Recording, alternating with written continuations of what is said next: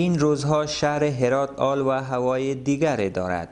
از روند نرمال بودن زندگی مردم تا شلوغی بازارها، شهروندان هرات از یگانه نعمت زندگی همانا تامین امنیت در 20 سال گذشته محروم بودند، حالا ابراز قدردانی می کنند.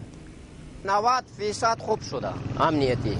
موضوع امنیتی پیشتر که ما به می شهر بده کسی نمیتونست موتور خورچاق بده، موبایل خور داخل جیب خورچاق بده، پیسا خورچاق بده، از پیشو میگرفت دوزا.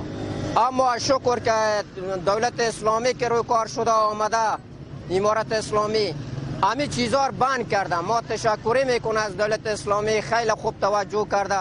الحمدلله د اسلامی امارت راتلو سره امنیت ډیر ښه دی. بیا هم د دوی صدا درخواست دی تر دغه لم امنیت ټینګ کړي او اسلامي امارت چې دی ډیر ښه نظم یې راوستلی دی، غلې یې ورک کړي دي، اختطاف یې کم کړی دی او د دوی سمدا خواهش دی تر دغه لا هم کوشش وکړي چې امنیت تر دې هم تامین چې خو شکر ډیر امنیت دی، ډیر تامین دی امنیت اوس هم.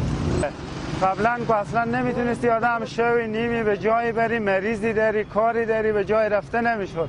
حال شکر خدا میتونی آدم کاری، جای مریضی خستی میتونی بری، دوزی کم شده. شکریات میکشیم که خوب امنیته، خدای امنیته که وقت به دست جندخون ها کس میرفت میامد به شو مترا مردم میبردم، آدم ها چور میکردم.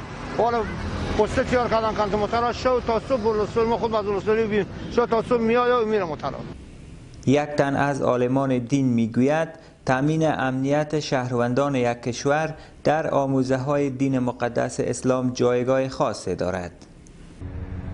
پاسبانی و حراست از مسلمانان و از مناطق مسکونی مسلمانان در روایات مختلفی از پیامبر صلی الله علیه و سلم روایت شده که ثواب و پاداش او اینقدر زیاد است که بهتر است از دنیا و آن چیزی که در دنیا هست. ولو که این پاسبانی و یا این حراست یک ساعتی از طرف صبح باشه و یا یک ساعتی از طرف شام باشه، باز هم همون پاداش کمایی میکنه.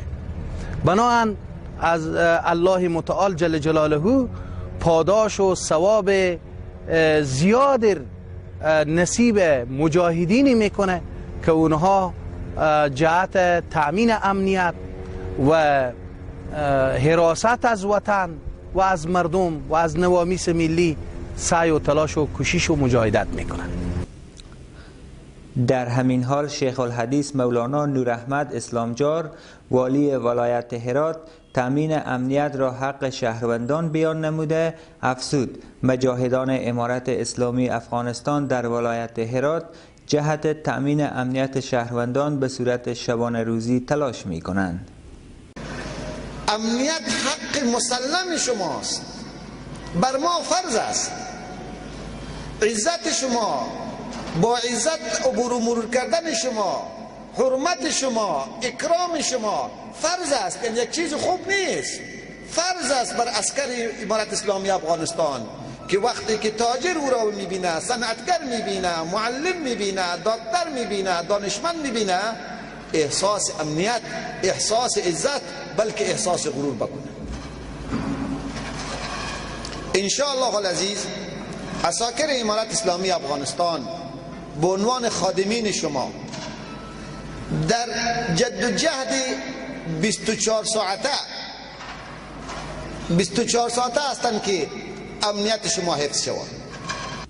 گفتنی است که در این اواخر ولسوالی ها و پارک های تفریحی هرات به گونه بی سابقه شاهد حضور مردم جهت میله و تفریح است.